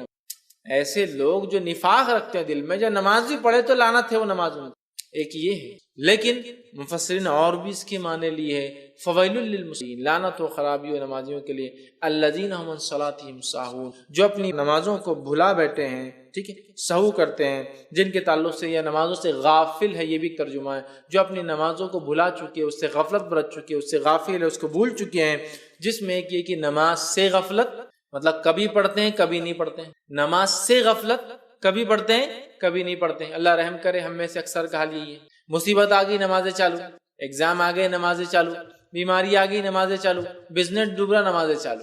جب نماز کو مسجد میں آ تو مسجد والے پوچھ رہے کیا بات ہے، کوئی مصیبت، پریشانی، بیماری، ایگزام؟ ہاں یہ چار میں سے ایک دو چیزیں، ہاں پھر آتے رہیے آپ، کیونکہ معلوم ہے ریگولر نہیں آتے ہیں، تو آ گئے تو ان کو لگ رہا ہے واقعی میں کچھ ٹینشن ہے۔ کوئی آدمی نماز کو مسلسل آ رہا ہے، مکمل آ رہا ہے، بار بار آ رہا ہے، تو مسجد کے مصلین جو ریگولر نماز پڑھنے والے لوگ ہیں وہ بھی تعجب کرتے رہ کے پوچھتے سب ٹھیک تو ہے نا گھر میں، امی کی طبیعت کیسی ہے، ابا کی طبیعت کیسی ہے، چونکہ اس کے علاوہ نماز ہم نے پڑھنا ہی نہیں ہے، تو نمازوں سے غافل ہے، مطلب کبھی پڑھتے ہیں کبھی نہیں پڑھتے ہیں، ضرورت پڑنے پڑھتے ہیں، ضرورت ختم ہو جائے نہیں پڑھتے ہیں، جب دل بولا پڑھتے ہیں، جب دل نہیں بولا پڑھتے ہیں، جب سہولت لگے پڑھتے ہیں، جب سہولت لگے نہیں پڑھتے ہیں۔ فجر میں نہیں جمتا، سہولت نہیں جمتی، عشاء میں نہیں جمتا، سہولت نہیں جمتی، عصر اپنے کو نیند میں چل جاتی، مغرب ذرا آسان چل جاتی، اذان ہوتی، نماز تو پن چل جاتے اس کے، تو سہولت ہے تو پڑھتے ہیں، سہولت رہی تو نہیں پڑھتے، دل بولا تو پڑھتے ہیں، دل نہیں بولا تو نہیں پڑھتے، مسئلہ کوئی مسائل ہے تو پڑھتے ہیں، مصیبت ہے تو پڑھتے ہیں، ورنہ نہیں پڑھتے۔ تو نماز سے غافل ہے ایک پہلا انسان، پھر مفسر لکھتا دوسرا نماز میں غافل ہے، وہ بھی اس میں شامل ہے، ایک نماز سے غافل ہے اور ایک نماز میں غافل، مطلب نماز تو پڑھتا ہے لیکن غفلت برتتا نماز۔ تیسرا فرماتے ہیں ہمیشہ نماز کو آخر وقت میں پڑھنے والا بھی اس میں شامل ہے، نماز سے غفلت برتنے والے میں یہ بھی شامل ہے جو نماز کو، علامہ ابن کثیر اپنی تفسیر میں تمام باتیں لکھتے ہیں، وہ نماز سے غافل ہے، اس سے مراد ہمیشہ آخر میں پڑھتا ہے، ہمیشہ آخر میں پڑھتا ہے۔ اور منافق کی نماز کے تعلق سے تو نبی اکرم صلی اللہ علیہ وسلم یوں فرمایا، اور مسند احمد کی روایت ہے، نبی اکرم صلی اللہ علیہ وسلم فرماتے ہیں وہ منافق کی نماز ہے، وہ منافق کی نماز ہے، وہ منافق کی نماز ہے۔ صحابہ نے کہا کون سی نماز منافق؟ کہ وہ پہلے بیٹھا رہتا ہے یہاں تک کہ عصر کا وقت ختم ہونے آتا ہے، سورج ڈوبنے لگتا ہے، پھر دوڑے جاتا ہے اور ٹھونگ مار کے نماز پڑھتا ہے جلدی، وہ منافق۔ مطلب ایک تو لیٹ پڑھتا ہے، انتظار کرتا ہے کہ بھائی سورج ڈوبنے لگے، لال ہو جائے، پھر بھاگتے ہوئے جاتا ہے نماز پڑھتا ہے۔ ایک روایت میں مرغے کی جیسا ٹھونگ مارتا اور نماز ختم، اور مرغا جس طرح سے ٹھونگ مارتا ہے نا زمین پر، جلدی دانا جی کیسے چکتا ہے، ٹھونگ مارتا اور نماز ختم، سمجھ رہے ہیں؟ تو نماز سے غافل ہے، ایک نماز میں غافل ہے، ایک نماز کو ہمیشہ آخر وقت میں پڑھنے والا شامل ہے۔ اسی طرح فرمایا ارکان اور نماز کے شروط کو پورا نہ کرنے والا بھی غفلت میں شامل ہے، کہ جو نمازوں میں غفلت برتے یہ بھی اس میں شامل ہے. مطلب جو اس کے ارکان اور جو شروط ہے، مطلب نماز جیسی پڑھنا چاہیے جو اس کی کنڈیشنز ہیں وہ فلفل نہیں کرتا ہے. مطلب وضو کر رہا ہے تو بس کیسے بھی کر رہا ہے، ایڑیاں سوکھی ہے، کونیاں سوکھی، کوئی پرواہ نہیں. آج ہوتا ہے ہمیں اکثر لوگ ایڑی سمجھتے نا، اور خاص طور سے پچھلا حصہ پیر کا، اور اس میں بھی جو ہے یہ طرف سے، چونکہ ادھر پیچھے کا حصہ ہڈی نکلی بھی ہوتی ہے نا تو ادھر کا سوکھا رہ جاتا ہے. نبی اکرم صلی اللہ علیہ وسلم نے ایڑیوں کے تعلق سے خاص حدیث میں اپنے ایڑیوں کو جہنم کی آنکھ سے بچاؤ، مطلب بھگاؤ ان کو وضو کے اندر، سوکھی رہ جاتی ہے. اور وضو میں جتنے اعضاء بھیگنا ضروری ہے اتنے اعضاء اگر نہ بھیگے تو وضو نہیں ہوتا ہے. تو نماز کی شروط، کنڈیشنز یاد رکھیے پورے نہیں کرتے ہیں، یا اس کے احکام جیسے ہیں دیے گئے کہ یوں کھڑے رہو، یوں تکبیر باندھو، یوں ہاتھ باندھو، یوں رکوع کرو، یوں سجود کرو، اتنے آرام سے کھڑے ہو، اتنے آرام سے سجدہ ہو، اتنے آرام سے قائم ہو، کچھ نہیں کر رہے. نماز میں قرآن پڑھو، کچھ نہیں کر رہے، نہ اس کے احکام سمجھ رہے نہ اس کی کنڈیشنز فالو کر رہے. من مانے من چاہے اپنے اعتبار سے نماز پڑھے، یہ بھی اس میں شامل ہے. پھر وہ لکھتے ہیں جو ہے کبھی پڑھے اور کبھی نہ پڑھے، یہ بھی اس میں شامل ہے. اور خشوع اور خضوع کے بغیر نماز پڑھنا، یہ بھی اس میں شامل ہے. اور پھر علامہ ابن کثیر لکھتے ہیں جن کے اندر یہ 4-5 صفتیں ایک ساتھ پائی جاتی ہے وہ تو پھر اس میں شامل ہی ہے، جس کے اوپر لعنت ہے، جو نمازوں غافل ہے، اللہ نے کہا فویل للمصلین میں وہ شامل ہے. جس میں سے 1 2 3 یا یہ صفتیں پائی جاتی ہے تو اس میں یہ کمزوری ہے، وہ جب تک کہ اس میں رہیں گا، مطلب اگر مکمل ہے تو وہ تو ویل کا حامل ہے، اگر اس میں سے کوئی کنڈیشن ہے تو وہ توبہ کر لے اللہ سے اور مطلب پورا کر لے. مطلب نماز سے غفلت نہ ہو، نماز میں غفلت نہ ہو، خشوع اور خضوع ہو، اس کی ارکان وغیرہ پورا ہم کریں، اس کے شروط کنڈیشنز کو بجا لا. سمجھ رہا؟ یہ بڑی اہم چیزیں یاد رکھیے. اور منافقین جو ہے آخر میں نماز پڑھتے ہیں، آخر وقتوں میں، اور جلدی نماز پڑھتے ہیں. آگے کہا فویل للمصلین الذین هم عن صلاتهم ساہون، لعنت ہو نمازیوں پر جو اپنی نمازوں سے غافل ہیں. الذین هم یراؤون، اور جو دکھانے کے لیے نماز، اور جو دکھانے کے لیے نماز، مطلب نماز بھی پڑھتے ہیں تو کیوں پڑھتے ہیں؟ دکھانے کے لیے. اور منافق اس زمانے کے ایسے ہی تھے.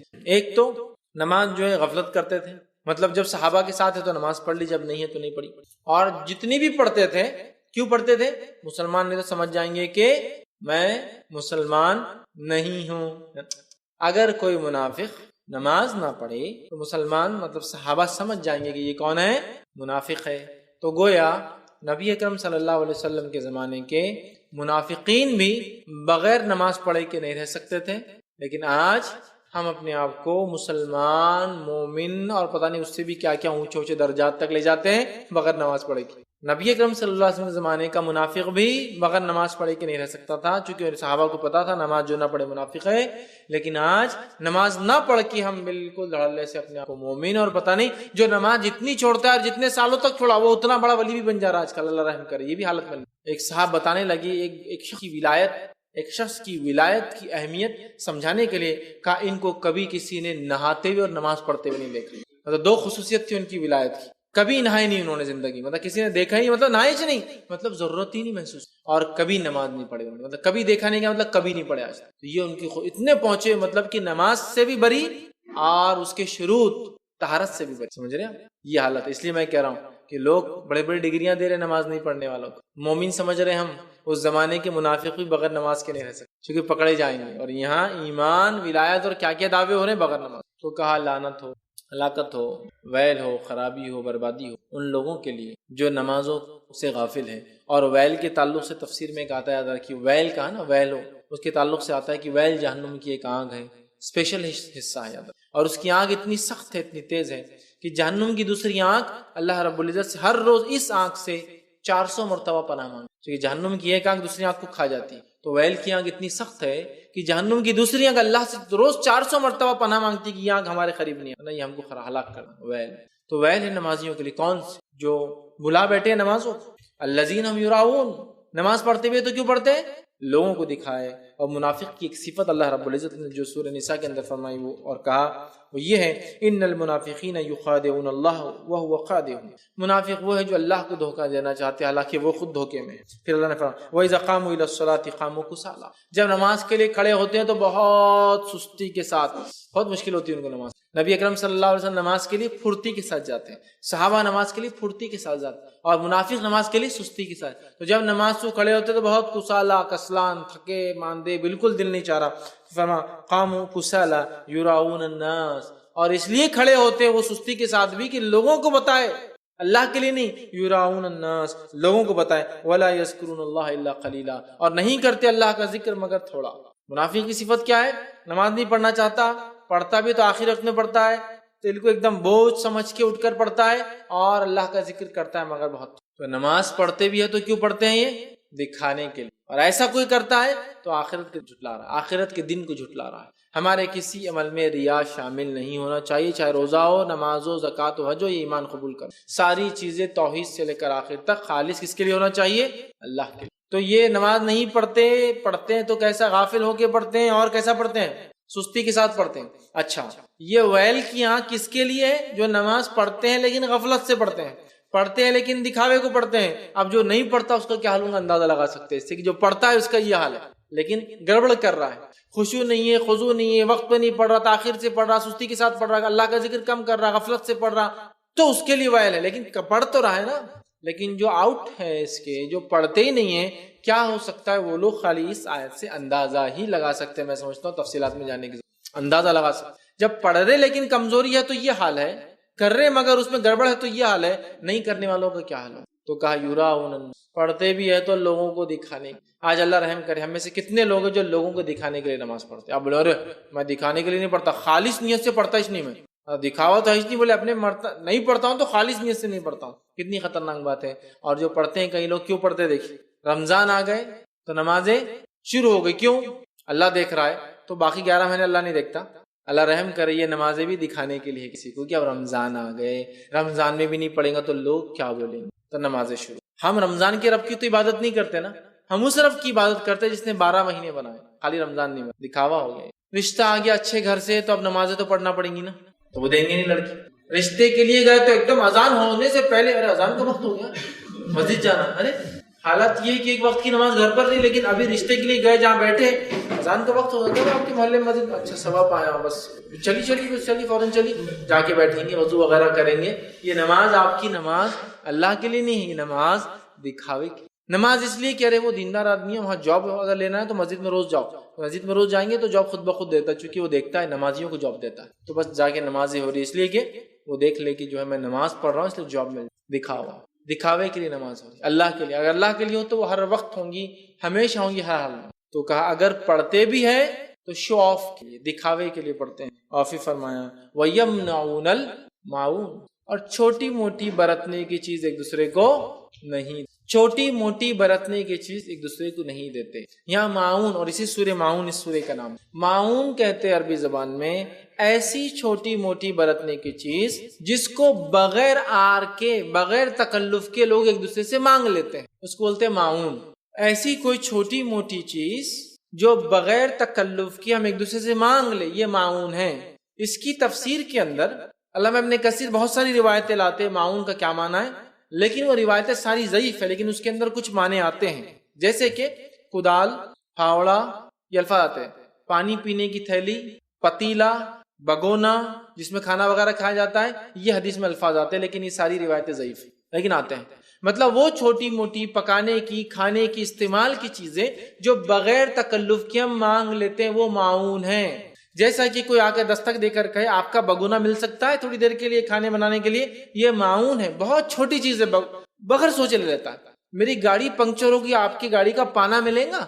بغیر تکلف کے آدمی مانگتا ہے، کوئی آر نہیں. کسی کو آپ نے دیکھا آ کے گاڑی کو روک رہا، روکنے کے بعد بول رہا ذرا تھوڑا سا بہت ذرا میرے کو اچھا نہیں لگ رہا، لیکن پھر بولتا ہوں لیکن بھائی کیا ہے، روک دی گاڑی، ایک تو بولو وہ ذرا ایک پانا مل جاتا تو بولیں کیا بیوقوف آدمی یار، اتنا سمپل چیز ہے، بس گاڑی پنکچر ہوئی پانا چاہیے، اتنا تکلفات بغیر تکلف کیا مانگ لیں گے. آپ کسی کے دستک دے کے بول سکتے ہو تھوڑا سا نمک مل جائیں گا آپ کے پاس سے، آدمی سوچے گا میری سیکنڈ تھاٹ بھی لائیں گے مانگنے سے پہلے. آپ کسی کے پاس کھڑے جانے پہچانا اجنبی ہو، ایک گلاس پانی ملے گا، اس کو تکلف محسوس کرتے آپ، آر محسوس کرتے پانی مانگنے میں؟ نہیں، ایک دم کو پانی ملے گا. کسی سے بھی مسلم غیر مسلم کی بھی تمیز نہیں کریں گے، آپ مانگ لیں گے، دے دیں گا. بنا تکلف کے مانگی جانے والی چیزیں جو بہت چھوٹی ہوتی ہے یاد رکھیے وہ کیا ہے؟ معاون. جیسا کہ استعمال کی چیزیں، پھاوڑا، کدال، پتیلے، یا آج کے زمانے میں کہیں گے پانی پکڑ بھی آپ اس میں لے سکتے ہیں کہ 2 منٹ مل سکتا ہے، 1 منٹ کے لیے آپ دے سکتے ہیں، 5 منٹ میں ایک چیز آپ کے لینا چاہتا ہوں کر سکتا ہوں. یہ یاد رکھیے چھوٹی موٹی چیزیں ہیں جس کو انسان بغیر آر کے مانگ لیتا ہے، دے دینا چاہیے. چونکہ جو یہ نہیں کرتا وہ آخرت کے جھٹلانے والا انسان، وہ روز قیامت کا انکاری ہے، ڈینائی کر رہا ہے. جو نہیں کرتا ہے معون. وَيَمْنَعُونَ الْمَاعُونَ, چھوٹی موٹی چیزوں میں جو بغیر آر کے مانگی جاتی ہے اس کو روک لیتے ہیں, منع کر دیتے ہیں معاون دینے سے. سمجھ رہا؟ بہت چھوٹی چیزیں, بہت چھوٹی, پانے پکڑ ہو سکتے, کچھ بھی ہو سکتا ہے اس میں, یاد رکھیں. لیکن یہ زمین زمان اور حالات کے اعتبار سے بھی ہے, یاد رکھیں. ورنہ میں نے ایک مقرر کو دیکھا, وہ کہنے لگے وَيَمْنَعُونَ الْمَاعُونَ, اور چھوٹی موٹی چیزوں کو جو بغیر آر کے مانگی جاتی نہیں دیتے. جیسے مثال کے طور پہ کوئی آ کر کہ آپ کی گاڑی کی چابی دیجیے کار کی, اور آپ نہیں دے رہے ہیں. میں نے جب تو سن لیا ان کا درس, بعد میں جا کے ان سے ملا, میں نے کہا آپ کہاں سے آئے؟ تو بولے میں سعودی عرب سے آیا. تو میں نے کہا گاڑی یہاں پورے زندگی بھر محنت کرنے کے بعد آدمی لیتا, معاون نہیں ہے. گاڑی کی چابی معاون میں آ جائے گی, گاڑی نہیں آتی ہندوستان میں, معاون میں انڈیا میں نہیں آتی. زندگی بھر لگائے بعد گاڑی حاصل ہوتی ہے نا. لیکن عرب میں اگر آپ اعلان بھی کر دے کہ بھائی مسکینوں کے لیے زکوٰۃ تقسیم ہو رہی ہے, تو پورے مسکین گاڑی میں ہی آتے. کیوں؟ سمجھ رہے آپ, وہ پیر ہیں ان کے, وہاں بغیر گاڑی کی زندگی کا تصور نہیں ہے. تو سب اتنی سستی گاڑیاں ملیں گی کہ سب سے غریب آدمی بھی گاڑی لے سکتا ہے. سمجھ رہے ہیں بات؟ چونکہ وہاں گاڑیاں 2-4-5 سال میں اسکریپ میں چلے جاتی ہے. تو کوئی آدمی بولتا ہے اسکریپ سے اچھا 2000 ریال دے دے, لے لے, اسکریپ سے تو اچھا نا پھینکنے سے. تو وہاں آپ کسی کو اعلان بھی کریں گے زکوٰۃ بٹ رہی, تو زکوٰۃ لینے والے پورے کار میں آئیں گے, کوئی بھی پیدل نہیں. تو وہاں گاڑی معاون ہو سکتی ہے, نو ڈاؤٹ. ایسی سوسائٹیاں ہو سکتی ہے جہاں کار بھی معاون ہو, جہاں فلیٹ بھی معاون ہو سکتا. سمجھ رہے آپ؟ ایسی ممالک ہے جس میں حکومت نے گھر بنا کے دے دیے لوگوں کو, گھر کے گھر, لیکن لوگ پھر بھی جا کر ریگستان میں رہنا چاہتے ہیں, چونکہ وہ کلچر ان کو پسند, ان کے گھر پڑے ہیں, تو وہاں معاون ہو سکتا ہے کہیں فلیٹ میں سے ایک فلیٹ. لیکن میں نے کہا آپ انڈیا میں درس دے رہے ہیں, تو اللہ کے لیے آپ 2 ویلر کا بھی مت بولیے گا, یہ بھی بڑی مشکل سے ملتی ہے ہم لوگوں کو, اس کو بھی لون پہ لیتے بہت سارے لوگ 2 ویلر بھی. تو معاون میں یہاں 2 ویلر نہیں آتی. آپ یہ بولیے کہ گاڑی بھرنے کا ہوا کا پمپ, وہ تو بھی دے سکتے ہیں معاون کے اندر, یہ نہیں ہوگا. تو معاون یہ ڈیفائن ہوگا زمین زمان چھوٹی موٹی بغیر آر کی مانگی جانے والی چیزیں. اور میں نے دیکھا کچھ علاقوں میں گاڑیاں 2 ویلر 4 ویلر اتنی چھوٹی چیزیں بغیر آر کے لوگ مانگ لیتے ہیں. سمجھ رہے ہیں؟ اس میں جیسا کہ آج آ کے کوئی کہے کہ بھائی میری گاڑی میں پیٹرول نہیں, آپ ڈال دیجئے, تو میں سمجھتا ہوں گلف کنٹریز میں کوئی بھی ڈال دیں گے, اس لیے کہ 2-4-5 ریال کے اندر آپ کو اچھا خاصا پیٹرول آ جاتا ہے نا. 1 ریال کے اندر 5 لیٹر آتا ہے. سمجھ رہے آپ؟ تو ایک بہت چھوٹی رقم ہے. فقیر 1 ریال 2 ریال لیتے ہیں, تو آپ ڈال دیں گے بہت, مطلب سمجھ رہے نا. تو زمین زمانہ حالات کے اعتبار سے چیز چینج ہے. لیکن معاون وہ ہر چیز جو چھوٹی موٹی ہو اور بغیر تکلف کے آپ کسی سے مانگتے ہو, معاون میں آپ زمین زمانے کے حساب سے معاون تبدیل ہو. سمجھ رہے آپ بات کو؟ تو معاون چھوٹی موٹی چیز, تھوڑا سا نمک مل جائیں گے, تھوڑی شکر مل جائیں گی, ایک آپ کا پھاوڑا مل جائے گا, مجھے کھودنا, آپ کی کدال مل سکتی ہے, بگونا آپ کا ملیں گا, ڈھکن مل سکتا ہے کہ آپ کے بگونے کا ڈھکنے کے لیے. لیکن یہ معاون دینے کو بھی ہمارا کیا بولتے ہیں نا, پوری جان نکل جاتی ہے نا. کوئی آ گیا مانگنے آپ سے کہ بھائی بگونا ملیں گا کیا؟ عورتیں دیکھیے ہمارے گھر کی, اس سے پہلے بھی لے گئے تھے تم نے بگونا, ارے کب لے گئے تھے؟ وہ 10 سال پہلے جب تمہارے بچی کی شادی ہوئی تھی. ارے 10 سال ہو گئے نا اس کو, ابھی تک یاد رکھے آپ نے, ابھی تک یاد رکھے. کیا آپ چاہتے ہیں اللہ تعالیٰ بھی ہر چیز نعمت دے کے ایسی یاد رکھے ہم کو؟ ابھی تو دیا تھا تنخواہ یہ مہینے, اب یہ مہینے کیا ضرورت تم کو تنخواہ کی؟ نہیں, اللہ تعالیٰ سے تو ہماری نعمت طلب کرے, لیکن مخلوق کو ہم کچھ نہیں دینا چاہتے اپنے. اللہ سے تو ہم مکمل توبہ کر رہے کہ اللہ سارے گناہ میرا معاف کر دے, لیکن مخلوق میں سے ایک غلطی ہو جائے تو کسی کو ہم ذرہ برابر معاف کر دے دیجیے, عام چیز. یہ الگ بات ہے, کو آپ کو تکلیف کا موضوع بنا دے رہا ہے, وہ ایک الگ چیز ہے. لیکن عموماً چھوٹی موٹی بغیر آر کی پانی, 1 بکٹ ملے گا کہ آپ کے گھر سے 1 گلاس پانی پینے کو آپ مجھے دے سکتے. میری گاڑی خراب ہوگی, آپ پمپ دے دے تو میں ہوا بھر لوں, آپ اگر اسکرو ڈرائیور دے دے تو میں فلاں کر لوں. یہ معاون ہے, بہت چھوٹی چیز ہے, بغیر آر کے بغیر تکلف کے دی جا سکتی ہے. اور میں نے ایسے بھی فیاض لوگوں کو دیکھا, خرچ کرنے والے لوگوں کو دیکھا, جو مالی اعتبار سے تو غریب تھے لیکن دل سے بڑے مالدار تھے. کہ ایک مرتبہ میں نے ایک دکان والے کو دیکھا, اللہ اس پہ رحم کرے, اس نے کیا کیا بتایا آپ کو. ایک شخص آیا اور کہا کہ 500 روپے کی چھٹے ہیں کیا؟ تو کہا نہیں, چھٹے نہیں ہے میرے پاس. تو اس دکاندار کی دیکھیے اب کس قسم کا آدمی تھا, حالانکہ غریب دکاندار ہے لیکن اس میں ایک دل تھا اس کا بڑا. تو کیوں چاہیے آپ 500 روپے کی چھٹی؟ تو بولے یہ گاڑی, یہ سائیکل رکشے والے کو 10 روپے دینا ہے. تو اس نے اپنے غلے سے نکالے گا, 10 روپے آپ دے دیجیے. تو کہا میرے پاس چھٹے نہیں ہیں. تو کہا میری طرف سے دے دیجیے, آپ کو تکلیف تھی, آپ کو پیسے چاہیے 10 روپے, آپ 500 روپے لے گھوم رہے ہیں, میری طرف سے دے دیجیے. مجھے تعجب ہوا. تو بازو ایک آدمی کھڑا تھا, بولے یہ لڑکا ایسے ہی دکان میں بیٹھتا ہے, ایسے ہی کرتا ہے, کہ وہ بھی جائیں گا تو ایسی سلوک ہے اس کا, اندر کوئی ایسا خاص نہیں, سب کے ساتھ یہی کرتا ہے. کوئی بھی جائیں گا پیسے مانگیں گا, کم ہے زیادہ دے دیں گا فلاں, ایسی. حالانکہ بہت مالدار نہیں, غریب انسان, لیکن عادت ہے. معاون چھوٹی چیز دے دیا اس نے, فقیر کو بھی 10 روپے دیتے. یہ حالانکہ مالدار ہے لیکن اس کو لگا یار اب یہ 500 روپے لے کے کہاں گھومیں گا, کہاں سے لائیں گا, دے دو, کیا جائے. سمجھ رہا؟ تو یہ بڑی چیز ہے, یاد رکھیے, آخرت کے اعتبار سے بہت بڑی چیز ہے. چھوٹے چھوٹے عمل پتہ نہیں ہمارے مغفرت کے ذریعے بن سکتے ہیں. ایک شخص نے کتے کو پانی پلایا, اللہ نے مغفرت, کتے کو پانی پلایا. ایک نے بلی کو بند کر کے مار دیا, بند کرنے سے مر گئی, اللہ نے جہنم رسید کر دیا. چھوٹے چھوٹے عمل, چھوٹے چھوٹے عمل. نبی اکرم صلی اللہ علیہ وسلم موجود تھے، ایک غزوے میں آپ جا رہے تھے، آپ صلی اللہ علیہ وسلم نے دیکھا کہ کچھ چڑیا ہے جو صحابہ کے سر پہ منڈرا رہی ہے۔ اللہ کے رسول صلی اللہ علیہ وسلم فرمائے اس چڑیا کو کس نے دکھ دیا، تکلیف کس نے دی اس کو؟ تو اللہ کے رسول کہا ہم نے اس کے بچے نکال لیے گھونسلے، تو کہا اس وجہ سے تو یہ منڈلا رہی ہے تم پر، کہا واپس کر دو، تو کہا کیا اس پہ بھی جو ہے ہم کو اجر ملے گا؟ تو کہا ہر گیلے جگر کے ساتھ حسن سلوک کا تمہیں اجر ملے، کیونکہ آپ نے کیا فرمایا کس نے دکھ دیا اس چڑیا کو؟ تو صحابہ کو تعجب، ہاں اس کو کہاں سے دکھ ہو؟ ہر گیلے جگر پہ جو بھی تم کرو گے اس کا تمہیں اجر ملتا ہے، کیڑے مکوڑوں کے ساتھ بھی حسن سلوک کرو گے اس کا تمہیں اجر ملتا ہے، معلوم اجر ملتا ہے، یاد رکھو ہر چیز کا اجر ملتا ہے۔ یاد رکھیے ہمیں چاہیے کہ چھوٹی موٹی یہ چیزوں کو آپ نہ سمجھیں بلکہ بڑھ کرتا ہوں لوگ گناہوں کے اندر تعاون کر، نیکیوں میں نہیں کریں۔ گناہوں میں دیکھ کیسا تعاون کرتے، میں تھیٹر جانے کا میں پکچر دیکھ رہے میں لاتا تمہارا ٹکٹ، میں لاتا، تم فکر مت کرو میں لاؤں گا، میرے طرف سے میرے بھائی میرے طرف سے دیکھ تو آ جائے، ہاں دے فقیر آدمی آ گیا مجھے کھانے کو دو، ہٹا کٹا دکھ رہا تو کماتا کیوں نہیں، تو فلاں کیوں نہیں، وہ تھیٹر والا بھی تو کماتا تھا سب کرتا تھا، پھر بھی ٹکٹ آپ نے اپنے طرف سے دیا، اس آدمی کو آپ سارے کہانی۔ تو مسئلہ ہمارا یہ گناہوں میں ہم تعاون کرتے ہیں نیکیوں میں نہیں، بڑا عجیب مزاج ہے ہمارا، گناہوں کے کام میں صرف اتنا نہیں بڑا بڑا تعاون، اچھا ڈانس پروگرام رکھنا ہے میرے فلیٹ میں رکھو، میرے وہاں رکھو، میرے لان میں رکھو، میرے آنگن میں رکھو، ڈسکاؤنٹ دیتا ہوں چونکہ میں بھی آ کے بیٹھوں گا نا۔ حالات یہ ہے وہ اجتماع رکھنا، ارے باپ اجتماع کون سی جماعت سے تم، ارے جماعت میں بھی تم کون سے فلاں سے، ارے تمہارا ریکارڈ پولیس کے، ارے نہیں بھائی پرمیشن لے کے آؤ پہلے، ارے سمجھ رہا ہزار سوال، لیکن ادھر ناچی گائی اچھا انجوائمنٹ ہوں گا، محلے کو بھی ہوں گا، میں بھی آ جاتا ہوں، میرے کو بھی دعوت دیجیے۔ حالات یہ ہے تو گناہوں میں تعاون کرتے اور نیکیوں میں بائیکاٹ، یہ ہمارا مزاج ہے، بائیکاٹ بالکل بائیکاٹ۔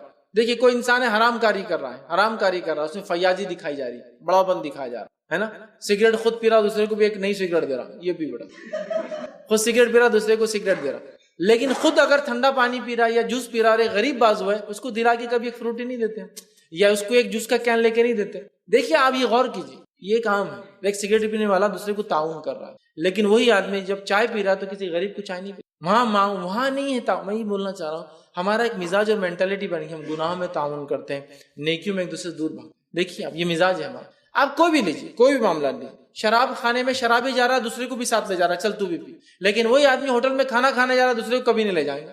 زنا کے اڈوں پہ لوگ جا رہے ہیں دوسروں کو بہکا رہے ہیں، ان کو بھی ورغلا رہے ہیں، نشہ کر رہے ہیں دوسروں کو بہکا رہے ورغلا رہے ہیں، لیکن نیکی کی طرف ایسی رغبت، کھلانے پلانے میں ایسی رغبت حلال کاموں میں نہیں دکھتی۔ تو معاون والا معاملہ جو ہے بہت چھوٹا ہے، لیکن پتہ نہیں یہ ایک تعاون جو چھوٹی شکل میں ہے بغیر آر کے آپ نے کر دیا، یہ ہماری آپ کی اور میری مغفرت کا انشاءاللہ ذریعہ بن سکتا ہے۔ وہ 10 روپے اس نوجوان کے لیے مغفرت کا ذریعہ بن سکتا ہے، وہ چھوٹا سا نمک، وہ شکر، وہ پتیلا، وہ بگونا، وہ ایک کدال، وہ ایک اسکرو ڈرائیور، کچھ بھی جو ہے، یا وہ ایک پانا جس سے اس نے اپنا ٹائر چینج کیا، پتہ نہیں وہ کیا کام کے لیے جا رہا تھا، کس مصیبت میں تھا، ہمارے لیے مغفرت کے سامنے۔ تو کہا وہ لوگ جو آخرت کا انکار کرتے ہیں، وہ معاون چھوٹی موٹی چیزوں میں آر برتتے ہیں، نہیں دیتے، جاؤ کیا بار بار آ رہے، کل بھی تو پکڑ مانگنا، پھر پکڑ مانگنے آ گئے، پھر یہ مانگنے آ رہے، پھر آج ان کو نمک مت دو، یا پھر گھر میں دیکھیے ہوشیار لوگ بھی کیسے ہوتے بیٹھے ہوئے مشورہ دینے والے، مشیر تو ایک سے ایک ہے ہمارے پاس، بیل بجی پڑوسی آئے نمک دو، اب جو مشیر بیٹھے ہوئے جو مشورہ دینے والے، آج مت دو تو روز آ جائیں گے، آج نمک مانگنے آئے، کل نمک کا پیکٹ مانگیں گے، پھر پرسوں آئیں گے بولیں گے نمک ہلدی اور مرچی دو، پھر آئیں گے نمک ہلدی مرچی دھنیا اور ساری چیزیں دو، اور پھر آئیں گے یہ کرو، پھر آئیں گے وہ کرو، تھوڑے دن بعد پورا کھانا سر پہ چڑھ جائیں گے، ابھی ہکال دو، تو یہ بولتا تم نے صحیح بولے، نہیں ہے جی نمک، چلو بھاگو یہاں سے۔ یہ مزاج ہے ہمارا۔ مشورہ دینے والے بھی کتنا احمق ہے اس کو نہیں سمجھ رہا، یہ معاون ہے، چھوٹی سی برت نہیں، مانگنے والا کیوں مانگ رہا ہے اس کا مسئلہ، کیوں مانگ رہا ہے اس کا مسئلہ، لیکن ہم اپنی طرف سے کوشش کریں کہ جو کچھ ہم اپنے نفس سے دے سکتے ہیں معاون چھوٹی موٹی چیز دے۔